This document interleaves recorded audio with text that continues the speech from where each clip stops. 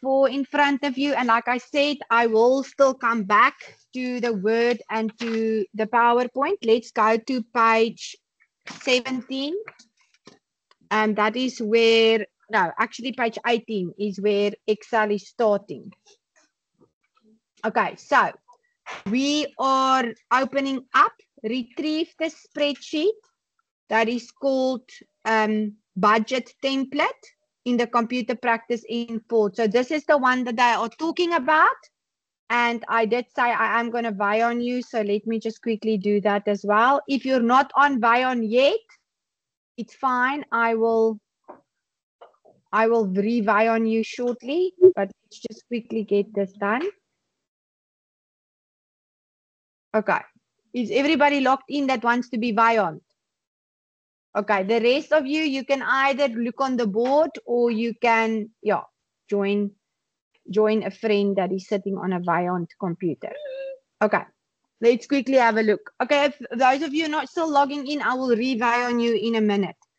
Otherwise, just look on the screen. Okay, 9.2 is obviously asking you to save it. Please, darlings, you need to be sure that you are doing this correctly. Now, this is the external examination, Miss Nosa. So you need to go and ensure if they ask you to do something, save this and then print it out if that's asked of you. Don't do what some of you did in the internal examination. Okay, so it's saved and it's done. As a header key in the question number and your station number in brackets left aligned and your ID, which is your examination number, right aligned. Now, we know that Excel and PowerPoint and Word all have insert, and then we go to text, and then we say header and footer. But for Excel, I think it is the closest as easy as it can get because you just click in the little block. Okay, so you're going to be saying here, this is question 9. Please ensure that you're not making a spelling mistake like I just did. Please ensure if it's capitalized that yours is also capitalized. Make sure if it's left that it's left. Okay. Then they also want you to put in, I'm going to say that I am just for the sake of this, I'm going to be I1. My computer is I1. Please just do that because maybe you are writing in an examination room that doesn't have a watermark. Remember now, this is how it's going to work. For the external examination, you are going to get a file that's either a yellow or a green, sometimes they're pink, that looks like this. Okay, so it's basically 2 pages that is a booklet. Okay, your printout is going to come inside. Please don't put it on the outside. It's not stapled. Please ensure that it's in the correct order. Then it's going to go just like that to Cape Town or Pretoria or to wherever it's marked. It's like the National Senior Certificate in grade 12. It's marked externally. That's why you don't use your name, you use your ID or just a number. Okay, I'm not going to go, oh, shame, it's Leroux. Let's see if we can help him. No. Okay, then we're going to go to the right-hand side and we are going to say that that is my ID number. Obviously, you're not going to put in the words ID number. You're going to say 9504 what. Okay, now you are going to press escape. But look now, can you see it has not captured my ID number? Okay. Please, when that happens, please just click somewhere else. Ne? Just click somewhere else and ensure that that it is done like that. Okay. Now your friend is going to get a free Excel lesson because I have answered the phone and he is now listening. Yeah. Okay. Let's carry on. All right. Let's see the next one. Is saying do not insert the row and column headings. Do not insert it. Hello? Are you with me?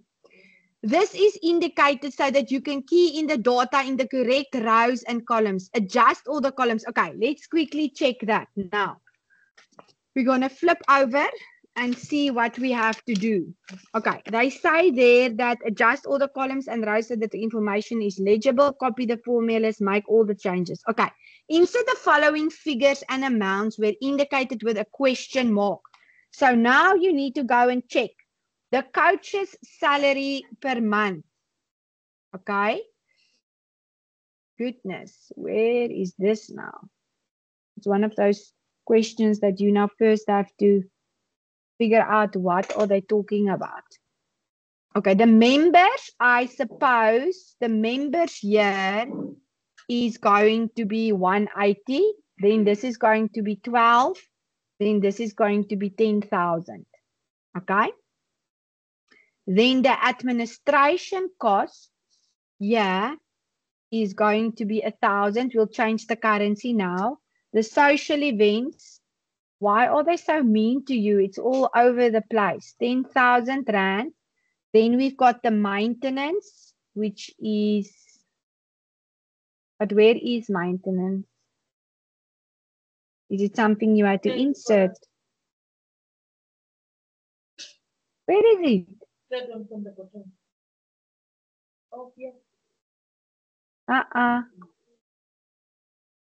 Is that something you had to insert? Maybe let's just check there. Yeah, they say you must delete these 2 rows. See, that's why I normally with Excel, what I do is I engage with the sheet first and then I go back to the instructions. So let's rather follow my instructions. So what do I mean when I say that? I go to this one first. In Word, I do it another way around. That's why it's so important that you sit with your pen or your pencil and tick off what you do and do not do. Okay, please, let's start in column I, row 1. What's there? What is in yours? Yours says it must merge and right align the heading. So please, let's do that. So please, darlings, let's just take a step back. When you are busy with the start with your header and your footer, and then you go immediately before you start with all the other editing, start with row 1. It's just going to be easier for you. So you're going to merge and center from A to G. Okay, now you see I don't like this view because it's over 2 pages. So how do I rectify that? I go to view and I say normal. Then I say, okay, let's just make it a bit smaller, A to G. Okay, don't worry about the fact that it's on 1 page now. We will sort it out when we get there. All right? Home, merge, and center.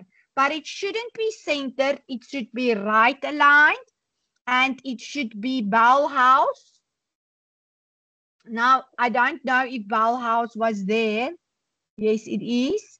And it must be the font of 14 size. Are you with me? But then it must also say their budget for the soccer club. And then it looks like row 2. It says they merge and right align the font. What is in row 2? What is in row 2? For the season. So that whole thing must also be merged and centered. You agree with me? Okay. Also right align. Also Bauhaus.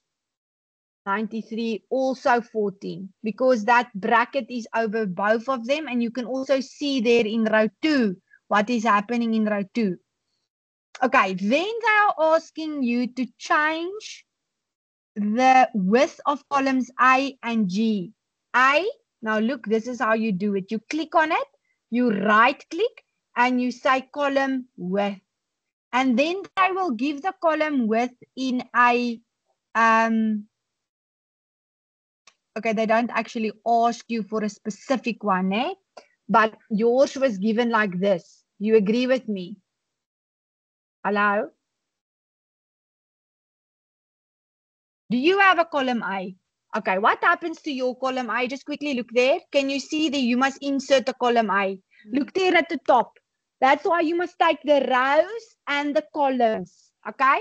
What must go in there? You click, you say insert. Okay? Then you just make it, they don't specify a specific width. So you just say to 3. So you right click, you say column width and you put in 3. And G must also be column width and it must also be 3. It's in points. So that is what they want. Are you with me? Okay, now the only thing that bothers me is my thing is going over into H. Do you see that? Okay.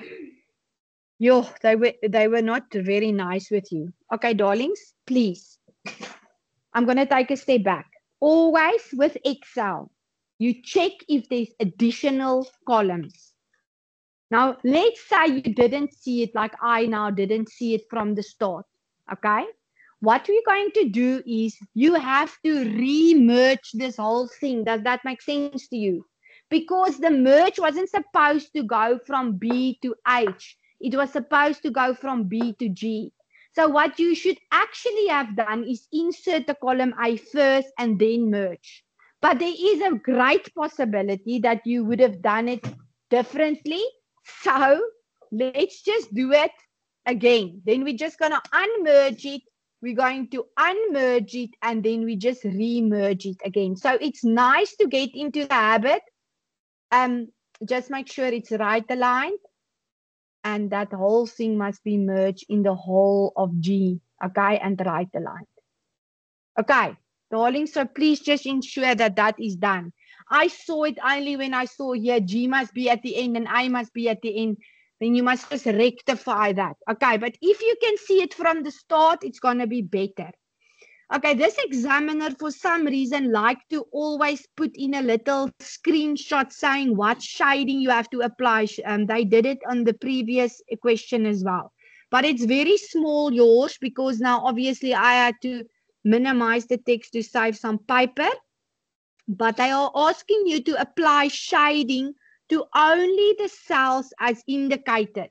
Now, can you see these are the cells that are shaded? But we are going to come back to it because we are still now first in row 2. What is happening in row 3? In my row 3, I've got nothing. Okay, in yours also, ne? And on the paper. Do you agree with me? Then we get to row 4. Apply a bold 15% grey shade to row 4 and 11 as indicated. Then they also want this to be centered and they want it to be wrapped. Okay, so now I'm going to select all of them. I'm going to make it, they want it to be bold and they want it to be centered. Can you still remember what it means to wrap a text? Okay, now look here. This mustn't be wrapped. Can you see that? Yeah. And this must also not be centered. Only these 4 must be wrapped and centered. Do you see that? Okay, now you would see here that it's wrapped. How do you see it? Because you can most now see it's wrapped. But now why is it still looking like this? You must ensure that you make it a little bit smaller so that it works like it's looking like the one that's on here. Are you with me? Okay, let's go to row 5, but we're not done here. We must first shade it. How do we shade rows? We select, we go to the bucket, we select that and we make it 15%. 15% darker. Okay, and the same with row 11. They also want that only those 3, not the whole full one, 15%. Okay, I don't know what that apply there is. It's making it very difficult, although I see they want the theme to be specific. Okay, they want the theme to be as a specific way, but I don't know how you're going to see it when we change it, but we'll look at it when we get there. Okay, let's quickly go into the next one, which is row 5. Okay, now we already started with the 180. And we've done the 12 and we've done the rest. Okay. Now, I'm not sure here, but they say that we must apply the shading to the cell. So I assume that they want this to be shaded. That's the only thing that I can now think of. This is the theme colors. And they want it to be black tier. Text 1. Lighter 35%. So they want it like this almost. That's 25. You see that? That is what they want. Okay? Which is weird because so this must actually move to this. Do you agree with me? And this must move to total tickets. Okay, but obviously then there will be no shading over here. And the shading must go back into that. Okay. You all see how you're going to see the shading or not? Okay, so you must just read it. And then those are also shaded. Okay. All right, we'll do the ABC later. Please don't fill in here A, B, and C. That's incorrect. It's just showing you where the formula must go. All right. Now we've done row 8. 8 is nothing. Let's say there wasn't anything. It looked like this. Can you see you had to right click and say insert so that there's an open row? Okay. Let's go to row 9. Total income.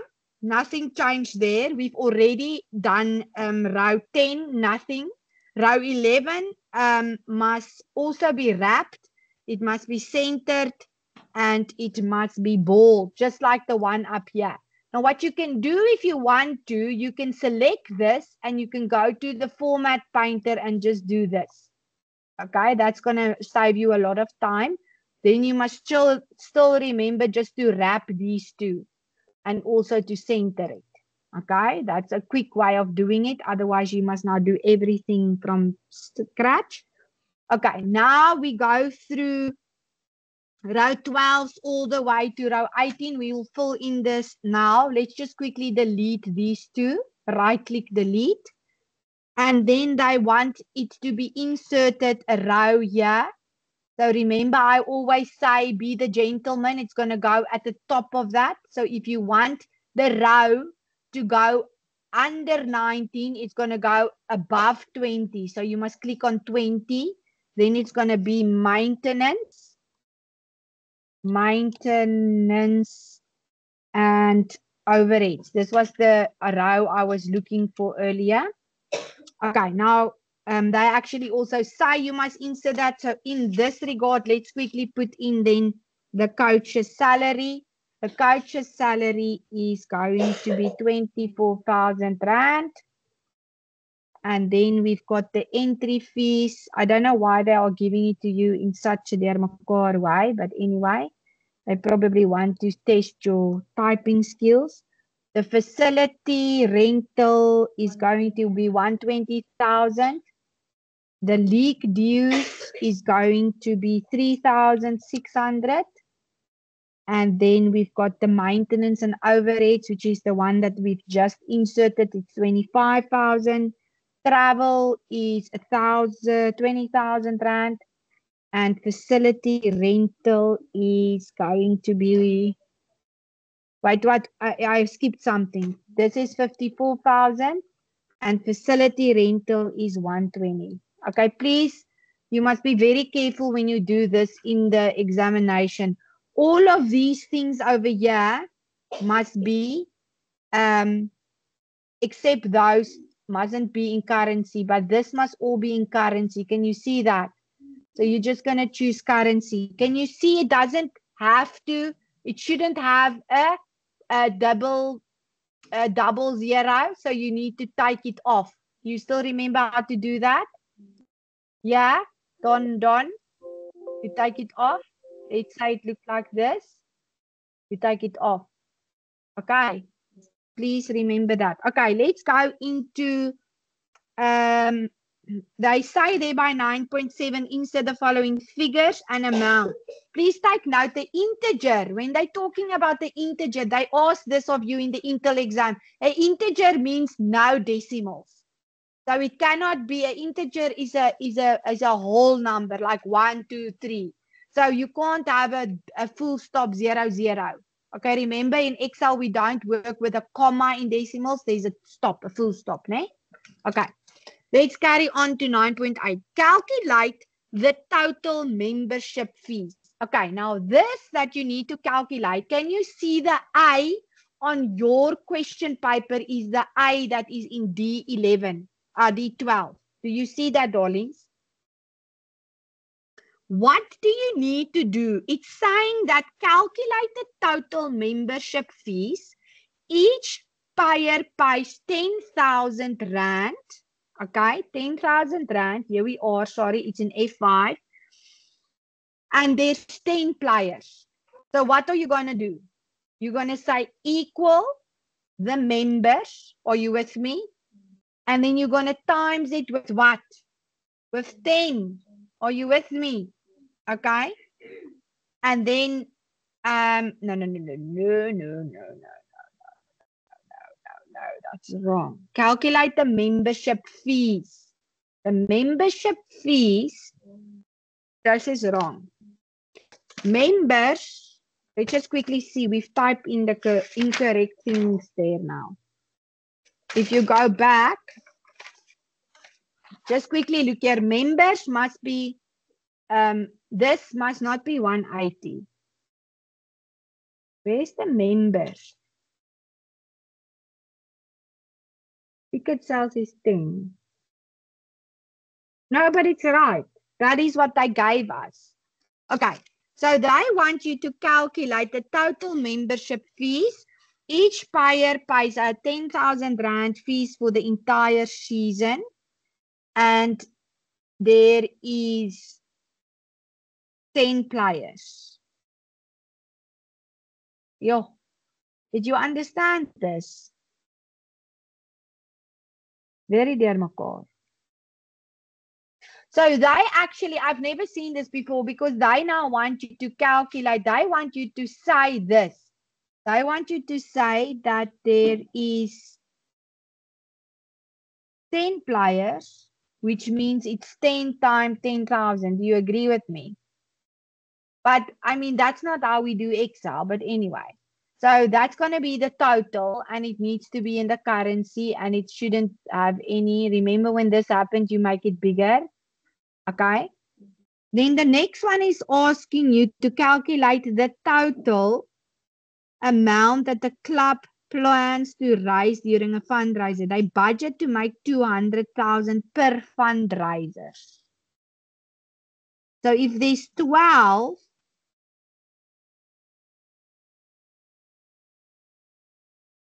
if there's 12 fundraisers, how many do they have to? It doesn't make sense to me. Does it make sense to you?